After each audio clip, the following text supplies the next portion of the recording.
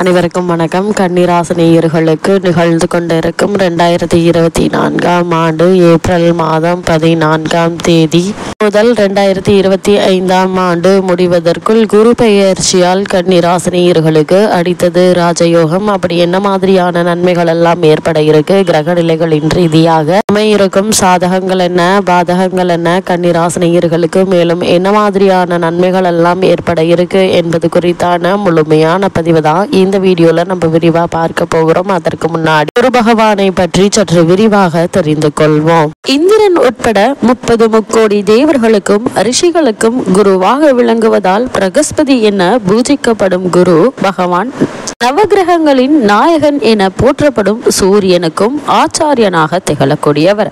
ஜாதகத்தில் தான் இருக்கும் ராசியிலிருந்து 5, 7, 9ஆம் ராசிகளை தன் சுப பார்வையினால் தோஷங்களை போக்கும் கருணையும் சக்தியும் பெற்றவர் குரு பகவான். வியாழன், பிரகஸ்பதி, பொன்னன் என்ற பல பெயர்கள் இவருக்கு உண்டு.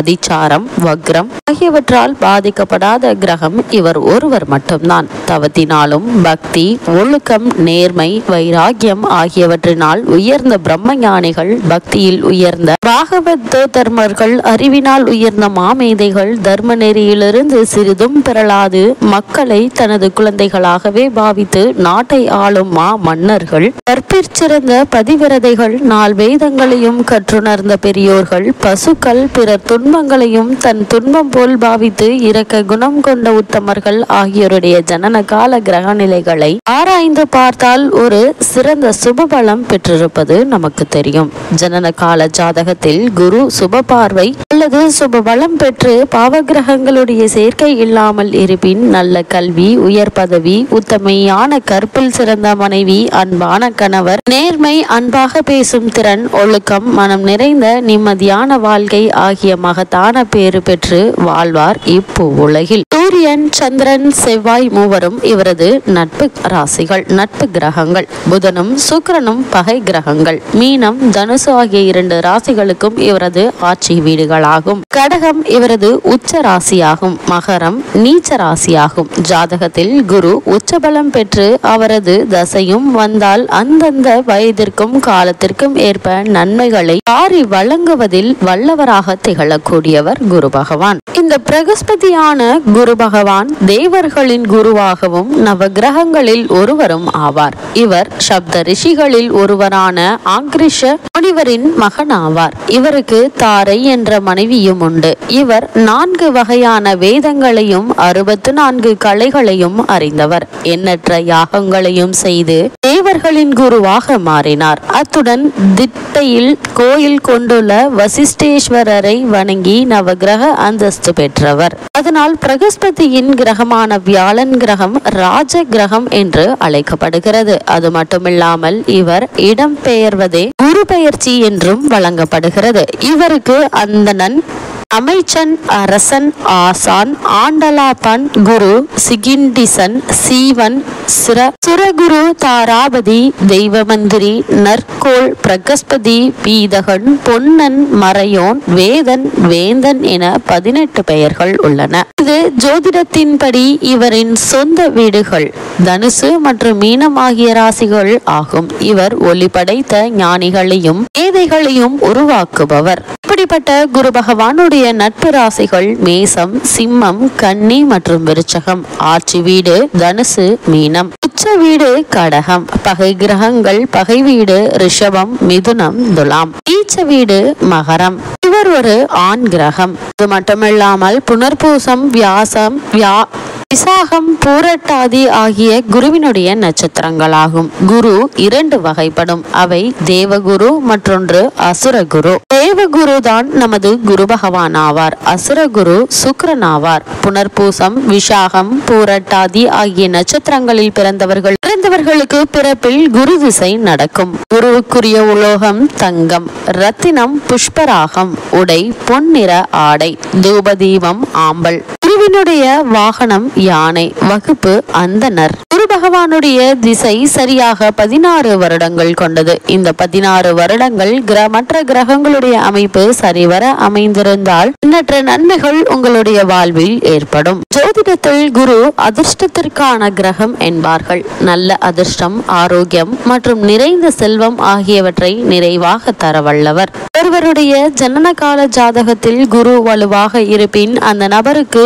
எந்த ஒரு கடின நிலையில் குருவினுடைய அற்புதமான பலனால் நிலையான பலன்கள் தான் பெறுவார்கள் என்பது ஜாதகப்படியான விதி. சுப கிரகங்களுக்கு முகூர்த்த நிர்ணயம் செய்யும் போது குருபலம் பார்த்து நாள் நிச்சயம் செய்வது வழக்கம். அந்த குருபலம் எந்த அடிப்படையில் நிர்ணயிக்கப்படுகிறது என்று பார்க்கும்போது, ஒரு கிரகம் எந்தெந்த வீடுகளுக்கு தன்னுடைய பரல்களை தருகிறதோ அந்த வீடு அந்த கிரகத்திற்கு பலம் வாய்ந்த இடமாகும். இதன் அடிப்படையிலேயே கோச்சார பலன்கள் கணிக்கப்படுகிறது. இதன்படி கோச்சார குரு ஜென்மச்சந்திரன் நின்ற வீட்டிலிருந்து 2, 5, 7, 9, 11 இடங்களில் சஞ்சரிக்கும் போது கோச்சார குருபலம் வாய்ந்தவராக இருப்பார்கள். இதையே குருபலம் என கூறுகிறோம். இதனால் சுபகாரியங்களுக்கு ஏற்பட்டு வந்த தடங்கள் விலகி ஒரு சிறு முயற்சியிலேயே சுபகாரிய முகூர்த்த நிர்ணயம் செய்யப்படும். புத்திரபாக்கியத்திற்காக ஏங்கிக் கொண்டிருப்பவர்களுக்கு புத்திரபாக்கியம் உண்டாகும். குரு திசை ஒருவருக்கு நடையை பெற்றால்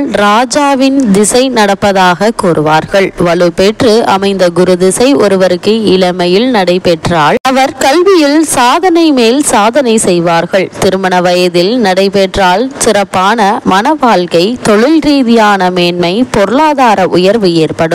இறுதி காலத்தில் நடைபெற்றால் புத்திரர்களால் உயர்வு, சமுதாயத்தில் பெயர் புகழ் உண்டாகும். பலமிழந்து அமைய பெற்ற கிரகங்களின் மீது குரு பார்வை இருந்தால் அவற்றின் தோஷங்கள் விலகி பலமுள்ளதாக மாறிவிடும்.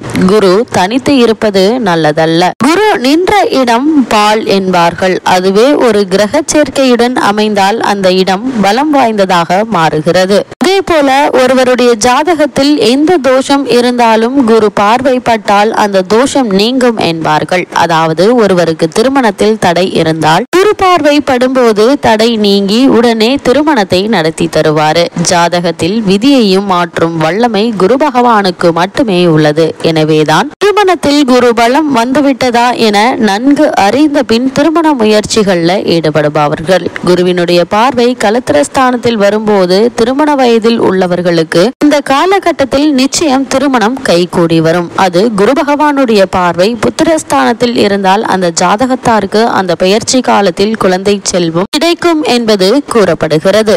அதே போல ஒருவருடைய ஜாதகத்தில் குருவினுடைய அருள் முழுமையாக இல்லாவிட்டால் திருமணம் காலம் தாமதமாகலாம் அல்லது திருமண வாழ்வில் நிம்மதியின்மையோ குழந்தை பெறா கிடைக்காமல் இருக்கலாம். இந்த குறையை சில பரிகாரங்களின் மூலமாகவும் குரு ஆராதனைகள் மூலமும் முழுவதும் நிவர்த்தி செய்து கொள்ளலாம். அதே போல குரு பகவான் உங்களுடைய ராசிக்கு 1ஆம் இடத்தில் இருந்தால் நீண்ட ஆயுள் மற்றும் செல்வம் கிடைக்கும். 2ஆம் இடத்தில் இருந்தால் அரசு வேலை கிடைக்கும். குரு 3ஆம் இடத்தில் இருந்தால் உடன்பிறப்புகளால் உதவி கிடைக்கும். 4ஆம் இடத்தில் இருக்க வீடு வாகன யோகம் உண்டாகும். 5ஆம் இடத்தில் இருக்க புத்திர தோஷம், பெண் குழந்தைகள் தோஷம் நீங்கும். 6ஆம் இடத்தில் இருந்தால் பிரச்சனை இல்லாத வாழ்வு மலரும். 7ஆம் இடத்தில் இருந்தால் நல்ல வாழ்க்கை துணை அமையும். 8ஆம் இடத்தில் இருந்தால் நீண்ட ஆயுள் கிடைக்கும். 9ஆம் இடத்தில் இருந்தால் அள்ளி கொடுப்பார்கள். 10ஆம் இடத்தில் இருந்தால் பதவி மாற்றம் உண்டாகும். 11ஆம் இடத்தில் இருந்தால் செல்வ நிலையில் உயர்வு உண்டாகும். குரு 12ஆம் இடத்தில் இருந்தால் சுப விரயம், பெரிய மனிதர்களுடைய தொடர்புகள் உங்களுக்கு கிடைக்கும்.